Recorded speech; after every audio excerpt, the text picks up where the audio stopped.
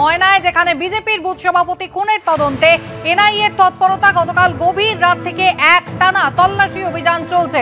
সরাসরি আপনাদের নিয়ে যাব। বিটন চক্রবর্তী আমাদের সঙ্গে রয়েছেন। বিটন, এনআইএর পক্ষ থেকে কি জানানো হলো, কি পাওয়া গেল তল্লাশিতে?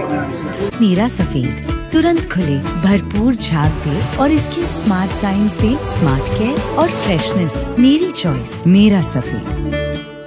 দেখো কুসুমিতা, তোমাকে জানিয়ে রাখি, তুমি জানো যে 2023 সালের 1 মে এই ময়নার বাগচা এলাকায় বিজেপি বুথ সভাপতি বিজয় কৃষ্ণ ভূঁইয়া খুন হয়েছিলেন। পরবর্তীকালে মামলা কলকাতা হাইকোর্টে যায় এবং হাইকোর্টের নির্দেশে কিন্তু এনআইএ তদন্ত শুরু করে। তারা এর আগে যেরকমভাবে তারা এসে এলাকাতে জিজ্ঞাসাবাদ করেছিলেন, গতকাল গভীর রাত্রি থেকে কিন্তু তারা ফের ময়নার এই বাগচার গোড়ামহল এলাকাতে আসেন এবং এই মুহূর্তে তুমি যে বাড়িতে দেখতে পাচ্ছ এটাই কিন্তু এই বিজয় কৃষ্ণ ভূঁইয়ার অভিযুক্ত হিসেবে রয়েছেন বুদ্ধদেব মণ্ডলের বাড়ি।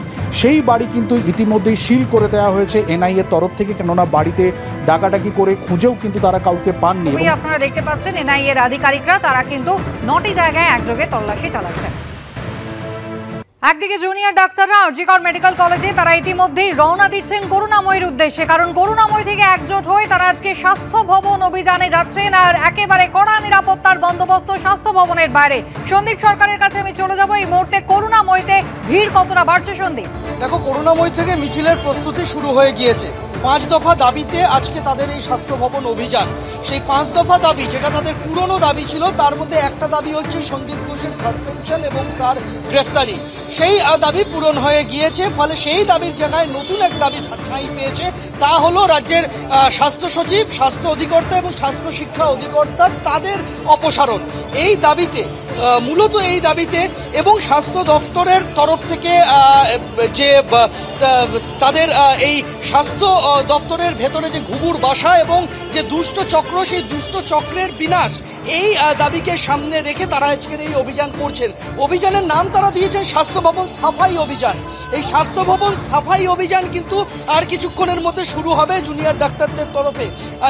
জুনিয়র ডক্টরস ফ্রন্ট তারা এই স্বাস্থ্য ভবন সাফাই অভিযানের ডাক দিয়েছেন এবং তার প্রস্তুতি শুরু হয়েছে। বিভিন্ন হাসপাতাল থেকে যারা জুনিয়র ডাক্তাররা রয়েছেন তাদের প্রতিনিধিরা আসতে শুরু করেছেন। বেশ কয়েকজন সিনিয়র ডাক্তারকেও আমরা দেখতে পেয়েছি, তারাও এখানে আসছেন।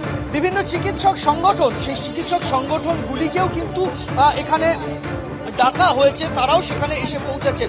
আপনারা কোন হাসপাতাল থেকে আসছেন? আমি কিন্তু নাগরিক, আমি কোনো ডাক্তার নই। তাহলে আজকের এই ডাক্তারদের ডাকে যে মিছিল, তাতে আপনারা সামিল হতে চান? একদমই তাই। কোন জায়গা থেকে এই অভিযানে ডাক্তারদের যে স্বাস্থ্য ভবন অভিযান, তাতে আপনাদের সামিল হওয়া? কালকে সুপ্রিম কোর্টে বলা হয়েছে জুনিয়র ডাক্তাররা সত্বর কাজে ফিরুন, কারণ জুনিয়র ডাক্তারদের কর্মবিরতির কারণে প্রচুর মানুষ মারা যাচ্ছে। যে কথাটা ভীষণই রকম এক পেশে, এটা ঠিক কথা যে মানুষজন মারা যাচ্ছেন, কিন্তু এটাও বিচার্য বিষয় যে রোজ কত মানুষ মারা যায়।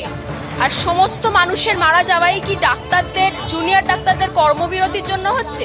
7300 যদি জুনিয়র ডাক্তার কর্মবিরতিতে থাকেন আর বাকি সমস্ত ডাক্তাররা তারা কি কিছু করছেন না? নিশ্চয়ই করছেন। এবং একই সঙ্গে এই খবরও রয়েছে আরজি করে কিন্তু পরিষেবা সম্পূর্ণ পাওয়া যাচ্ছে। ফলে এক পেশে ন্যারেটিভ তো আমরা মেনে নেব না। আপনি কি চিকিৎসক? না, আমি চিকিৎসক নই, তবে আমার হাজব্যান্ড সরকারি হাসপাতালের চিকিৎসক। আমি আজকে এটা সাপোর্টের জন্য এসেছি। আপনারাও কি স্বাস্থ্য ভবন যাবেন? অবশ্যই যাব, কারণ অনেকদিন থেকেই মনে হচ্ছিল যদি যাওয়ার দরকার হয় তাহলে স্বাস্থ্য ভবনেই যেতে হবে।